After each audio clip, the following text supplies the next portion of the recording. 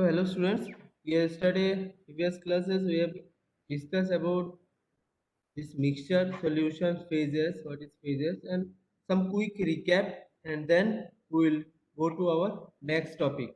So previously we have told you that almost all materials have more than one phase in them. Thus engineering materials attain their special properties. Okay. Almost all material having more than one phase. Now what is a phase? A phase is something which can be defined as a homogeneous portion of a system that has uniform physical and chemical characteristics. That means it can be distinct physically from other phases, and also it will be chemically homogeneous, and it can be mechanically separable from the system. Okay. So a system can be defined as a homogeneous portion of a system that has uniform physical and chemical characteristics. That means it it is a physically distinct from other phases. It is chemically homogeneous, and it can be mechanically separable from a system. Okay. So a component can exist in many phases. Like some examples has been given. Water, it exists as ice, as a liquid water, as well as water vapor. Water is exists as ice, liquid water, and water vapor. Like carbon exists as graphite, diamond in different form. Okay, almost many materials you can find in different phase. So at least you need to keep in mind. Some example like water, it can be exist in ice, liquid, water, and water vapor. So three different phases. Okay. So now, when two phases are present in a system, it is not necessary that there be a difference in both physical and chemical properties. A disparity in one or the other set of properties is sufficient. Okay. So if in a system there are numbers of phases are available. Okay, so it always not necessary that there are different phases you can understand both physically and by chemical properties. Okay. So a disparity in one or the other set of properties is sufficient.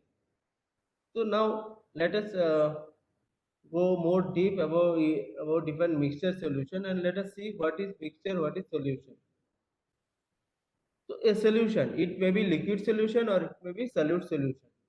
A solution is a phase with more than one component, with more than one component. Whereas a mixture is a material where we can find where or you can find more than one phase. If in a material you can find more than one phase, it is called as a mixture. Okay. Or if you find in a liquid or a solid where more than one component, it is known as solution.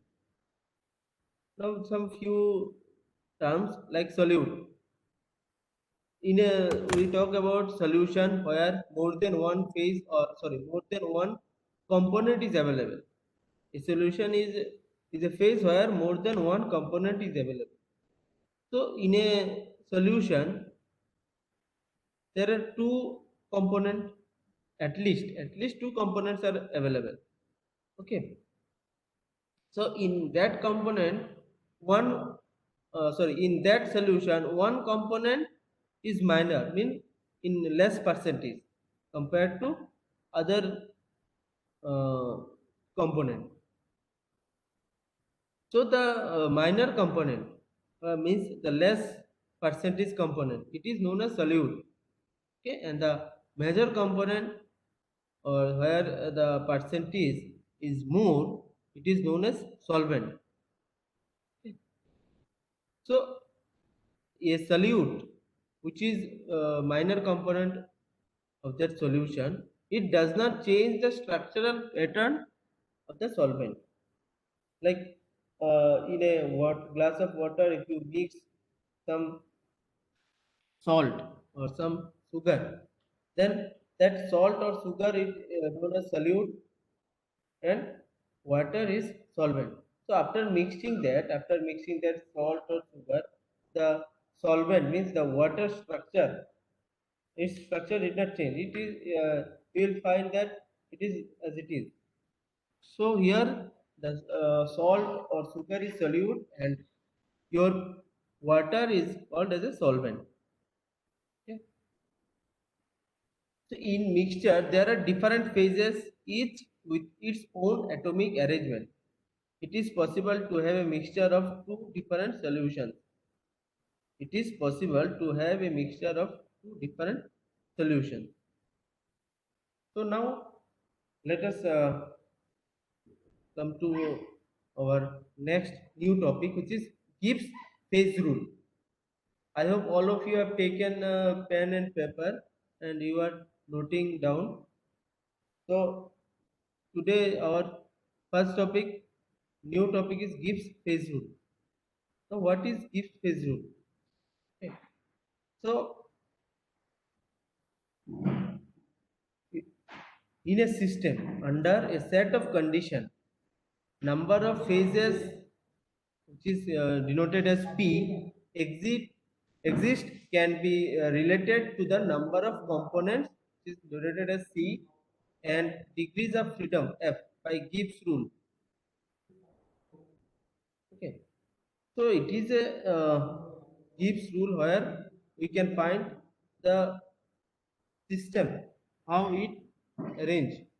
If you know the its a number of phases, its degrees of freedom, and its number of components. If you know these three things, number of phases, number of components, and degrees of freedom, then you can have a equation which is known as Gibbs phase rule.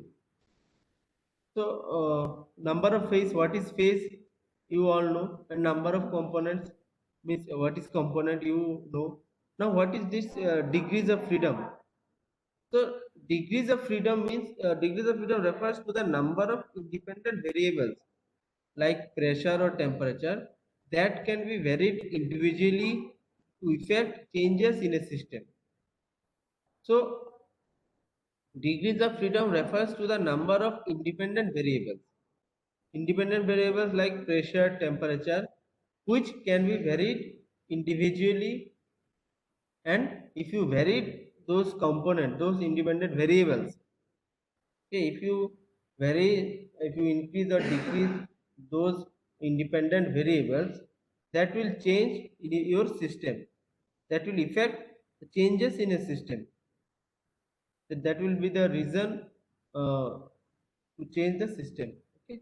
So this is known as degrees of freedom. Degrees of freedom refers to the number of independent variables like pressure, temperature that can be varied individually to effect changes in a system. So thermodynamically, if you derive or Gibbs phase rule, you may find that P plus F equals to plus 2, means number of phase degrees of freedom is equal to your number of components plus 2. So now with this with this Gibbs phase rule, if you know number of phase and degrees of freedom, then you can able to find out how many components are available.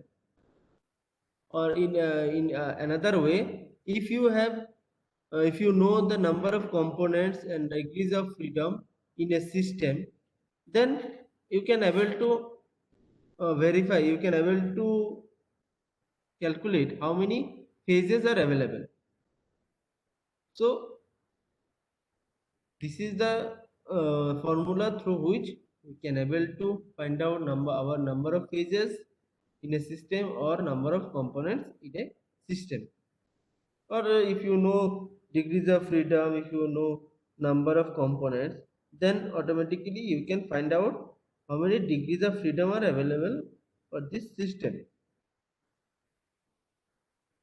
So another, so remember these rules, Gibbs phase rule, which is P plus F equals to C plus 2.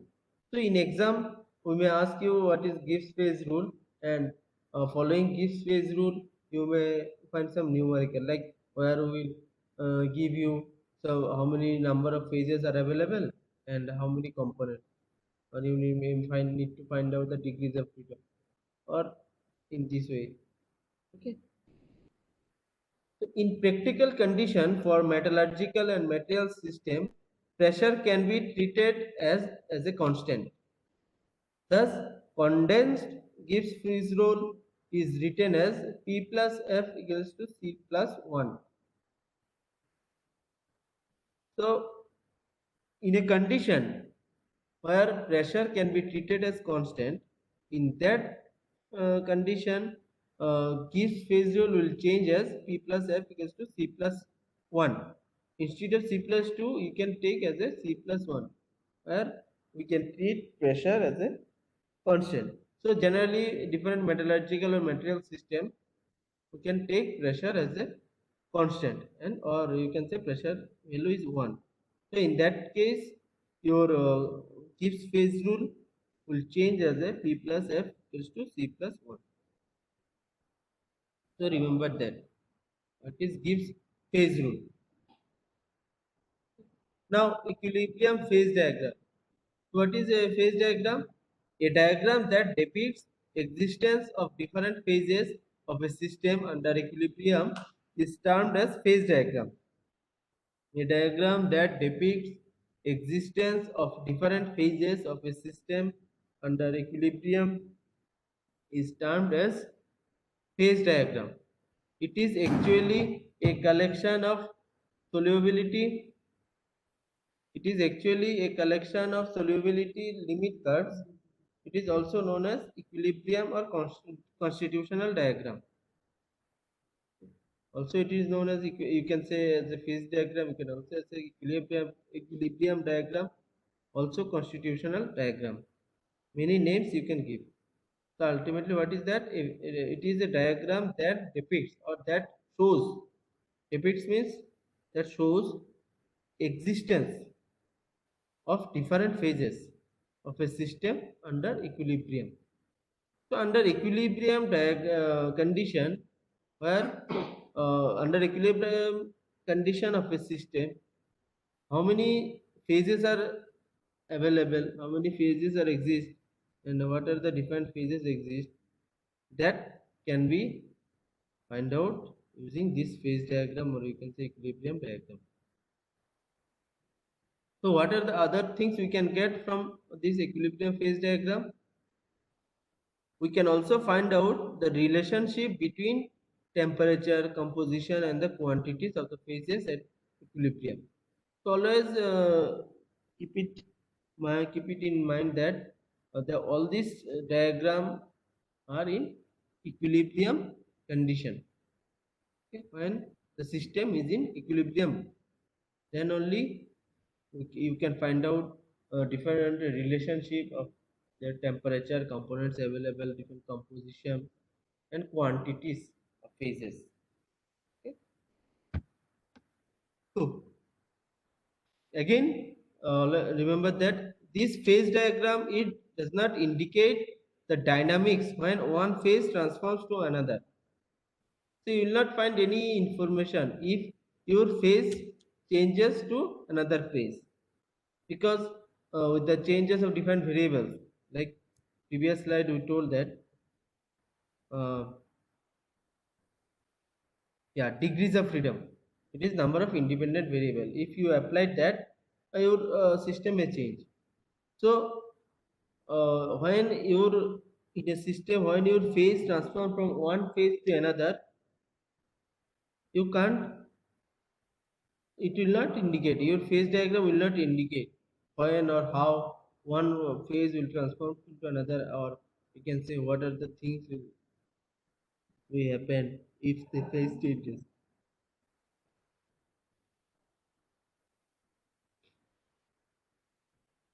So different terminology that you may find out when you study about phase diagram like liquidus, solidus, solvus, terminal, solid solution, invariance reaction, intermediate solid solution, intermetallic compound, etc. So phase diagrams are classified according to the number of components present in a particular system. So phase diagram also having same different types. So that classification usually done according to the number of components present in a system. In a particular system, how many number of component available? According to that, we can classify different phase diagram.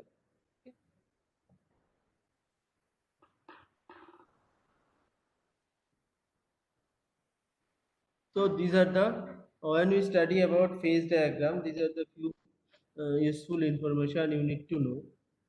Okay. Also in material development and material selection, you can find out in a phase diagram. So for that, when you study about all those things, the following are the useful information. Okay.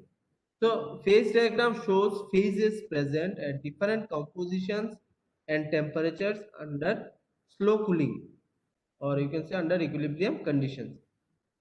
Phase diagram shows phases present at different compositions and temperature under slow cooling or under equilibrium conditions.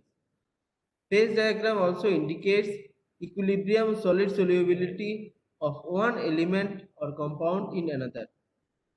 So what is solid solubility? That you will find out later. Later on, you will find out that. So just remember that phase diagram indicates equilibrium solid solubility of one element or compound in another. Okay. Also, from phase diagram, you can able to understand that at which temperature one alloy can start solidifying. If it is in liquid phase, at which temperature it will start solidifying, and its range, how long it will solidify, range of solidification, that you will find out in from phase diagram. Also, it from phase diagram you can able to understand, or you can able to suggest at which phases one material, one component will start to melt. So each phase diagram signals the temperature at which different phases start to melt. Phase diagram signals the temperature at which different phases start to melt. Also, if there is some mixture where two phases are available, if two phase mixture is available, you can find out the amount of each phase, how much how much percentage of each phase is available in that mixture. That you can find out using phase diagram. So you can, if you can see many things, many information you can get from phase diagram. First, phase diagram shows different phases present at different compositions and temperatures under equilibrium condition or under slow cooling.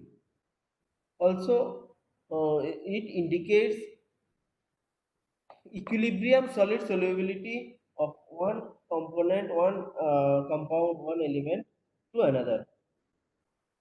Phase diagram suggests temperature at which an alloy starts to solidify and the range of solidification. So, phase diagram suggests temperature at which an alloy starts to solidify and the range of solidification. Again, a phase diagram signals the temperature at which different phases start to melt. One phase start to melt.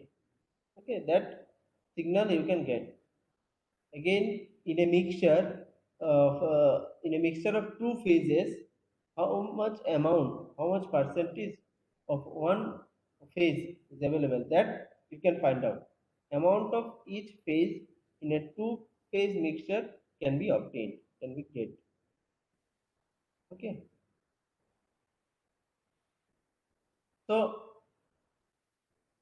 So I hope all of you are getting. If you have any question, you can ask me by unmute yourself. So next, as previously I told that, yeah, phase diagrams are classified according to the number of component present in a particular system. So number of component availability is based on that we can classify phase diagram. So let us see first unary phase diagram. What is unary phase diagram? Phase diagram. If a system consists of just one component, okay, if a system consists of just one component, equilibrium of phases exist is depicted by unary phase diagram. So अगर किसी system में बस एक ही component available है like water why we give हम लोग क्यों वाटर के एग्जांपल दिए so that you can easily able to distinguish different phases and also water is common to us all. So in a system if there is only one component, okay, and equilibrium of different phases, it can be depicted or it can be understood by using unary phase diagram. Okay, so following figure you can say following phase diagram. So here you can say in x-axis we have depicted the pressure and in y-axis temperature has been plotted, and if you see that generally the starting phase it will be ice. It will be if the temperature and pressure is low, very low, then water it will be in the ice form or that phase will be ice.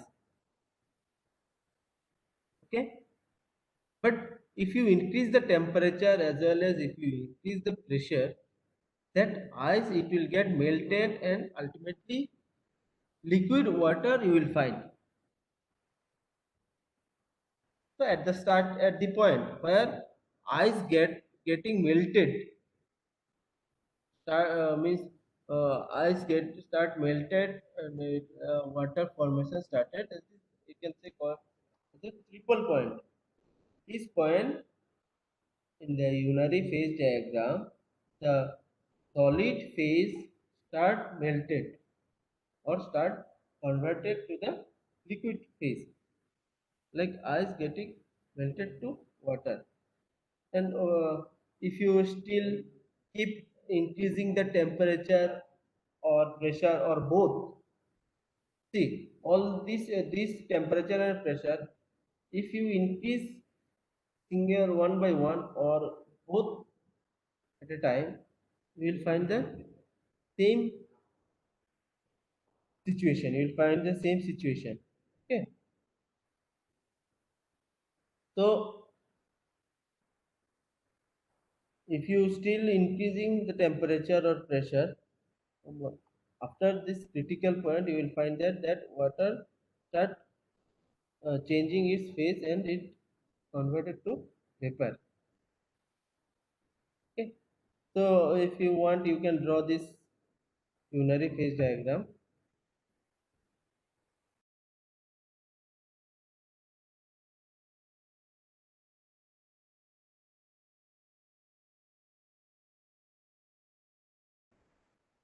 Okay, are you people drawing this diagram? Draw this diagram is important to you all. Very simple one.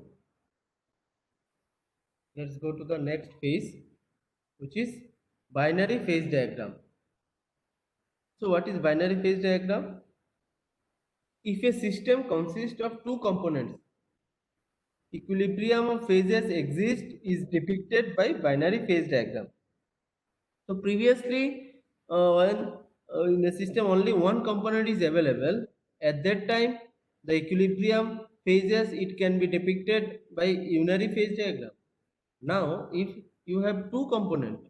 In a system, if you have two components, then equilibrium of phases exists is depicted by binary phase diagram. Okay. Like for most system, pressure is constant. Thus, independently variable parameters are temperature and composition. So it is a general case that where we kept pressure as a constant and the independent variable are temperature and composition. So suppose class चल रहा है अभी 12 बजे के बाद आओ ठीक है after 12 okay so two components can be either two metals like one example is given here copper and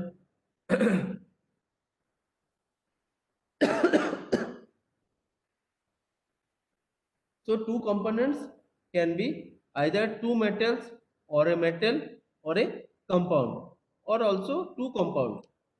So you can say variety is there. So two components can be two metals or metal or a compound or two compounds. Okay. Some examples is also given. So two component system are classified based on extent of mutual solid solubility. Two component systems are classified based on extent of mutual solubility, like whether they are completely soluble in both liquid and solid phases. If it is completely soluble in both liquid and solid phases, it is and again it is known as isomorphous system. Okay, or it is completely soluble in liquid phase, whereas solubility is limited in solid state. What does that mean? If in a system two components are there, okay, so two components it can be classified depend on mutual solid solubility. So two cases may be there, like they are completely soluble in both liquid and solid phase.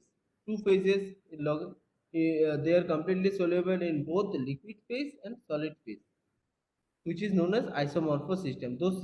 This type of system is known as isomorphous system, where the two components they are completely soluble in liquid phase as well as solid phase. But it may be possible that they are completely soluble in liquid phase, but their solubility is limited in solid state. Okay. So for isomorphous system, some example is given CUNIGAUGESI.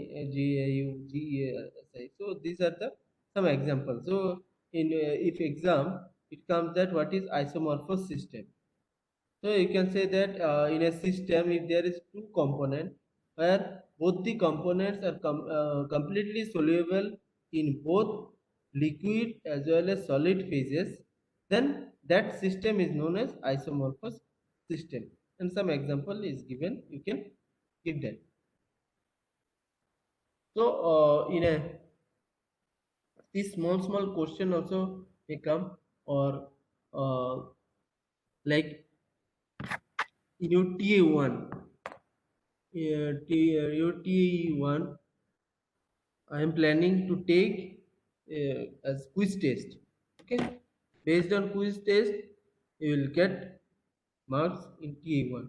So in that, you may find this type of small question, which is there inside. When somebody is reading all the things deeply by understanding, they will be able to answer. Okay, and don't feel that if I take as a quiz test and if it is online, you will find the questions and answers in internet. You will not find. You need to think about those questions and you need to link with your this day-to-day classes. Then only if you are able to understand the topics, if you understand the curriculum, what are the things we have gone through, then you will be able to answer those questions. So now binary phase diagram is clear. If a system it consists of two components, equilibrium of phases exist is depicted by binary phase diagram. So these two components, it can be metal, it can be one metal, one other compound, or two compound, or two one compound and one metal, two compounds. Many permutation combination can be possible. So in two component system, it again can be classified as, if it is these two components completely soluble in both liquid and solid phase, it is known as isomorphous system. And if it is completely soluble only in liquid phase, but it is not soluble in, or you can say limited solubility is limited in solid state. These two types of solubility can be possible. So now let us go to a condition, or you can say rule, another rule. Firstly, we have talked about Gibbs phase rule. Now, another important condition or rule, it is known as Humer-Ruthery conditions. Let's see what is Humer-Ruthery rules for solid solubility, right? So in that rule, the Humer-Ruthery rules is named after the scientist William Humer-Ruthery. He set a basic rules which describe that which describe different condition, okay, to see whether one element can dissolve in a metal which to form a solid solution. So William Humer-Ruthery, he set some basic rules by which we can predict or we can describe the condition under which one element can dissolve in a metal to form a solid solution. To form a solid solution, one element to dissolve in another metal, what are the some basic rules? Okay. So four basic rules are there. If they can follow these four rules, they can able to dissolve in a metal and they can able to form a solid solution. So what is the first rule? First rule is atomic size factor. Atomic size factor. So what is that? If the atomic sizes of solute and solvent differ by less than 15%, it is said to have a favorable size factor for solid solution formation. So what does that mean? In a solution, you know that there is a one solute and one solvent. Solute means the less percentage component, and a solvent is higher percentage phase. Okay. So, it is said that to form a solid solution, these both atomic size difference should be less than 15%, less than 15%. Then they can have a favorable size factor for solid solution formation. Means if their atomic size differences are less than 15%, they can easily form a solid solution. If their atomic size difference is more than 15%, solid solubility is limited. Means they will not be able to completely soluble to one another.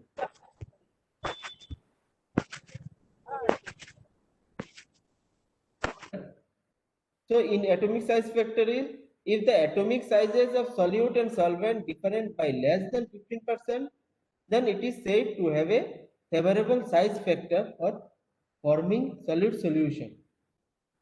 If the atomic size differences is more than 15%, then these solutions, this solubility is limited. Means there is fully it will not get soluble. It will not get solution, or it will not form a solid solution. The next rule is chemical affinity factor. So what is that?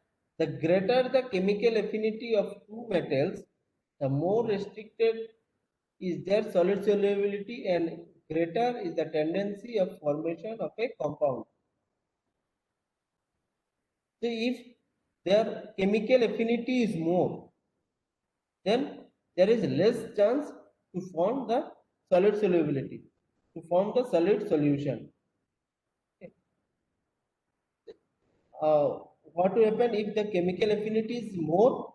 If a chemical community affinity is more, then solid solution will not form. What will happen? Instead of that, a compound will get formed.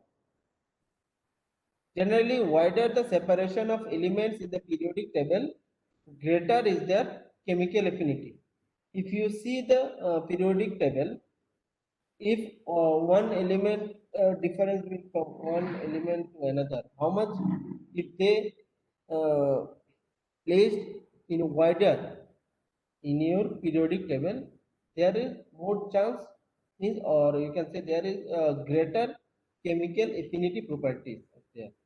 So there is more chance of formation of compound instead of solid solubility. So in periodic table, if two elements are placed nearer to each other, there are more chance to form solid solubility. Okay. This is the second basic rule. Third one is relative valency factor. Relative, what is that? A metal of higher valency can dissolve only a small amount of lower valency metal, while the lower valency metal may have good solubility for the higher valency metal. So if in a solution, if there is two component, right, two element, one having higher valency, another having lower valency. So that higher valency material, there is less chance that it will dissolve in lower valency material. But the lower valency metal, it can easily so dissolve in the higher valency metal.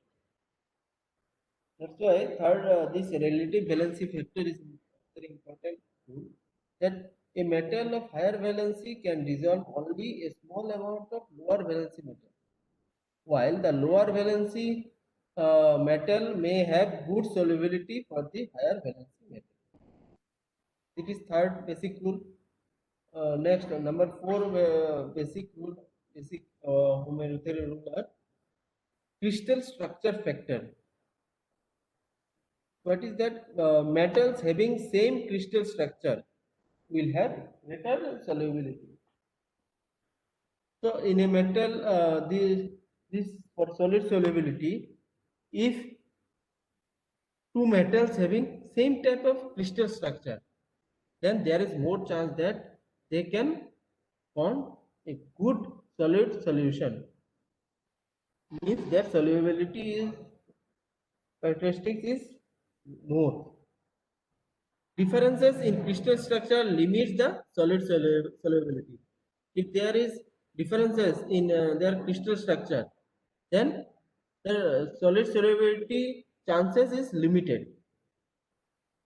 So 1% is given for continuous solid solubility.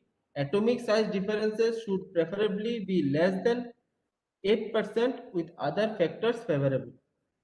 So it is in general, like for continuous solid solubility, atomic size differences should preferably be less than 8% with other factors favorable.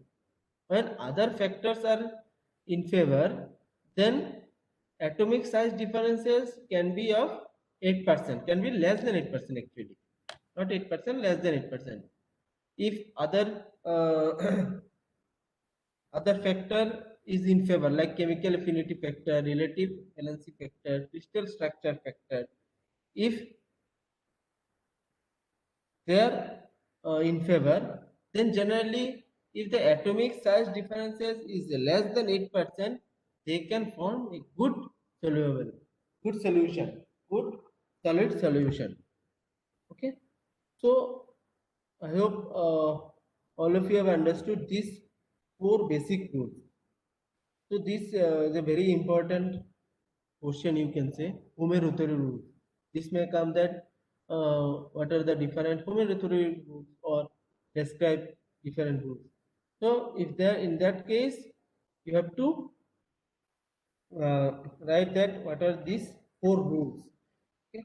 And based on homothetic rules, some numerical is also may come, like based on atomic size factor, whether like two metals atomic size is given, and you need to find out whether they can form a good solubility or not, whether they can form a good solid solution or not. That you need to find out. So this type of things. Okay. So I hope all of you have understood this today's class. And if you have any question, you can ask me by unmuting yourself.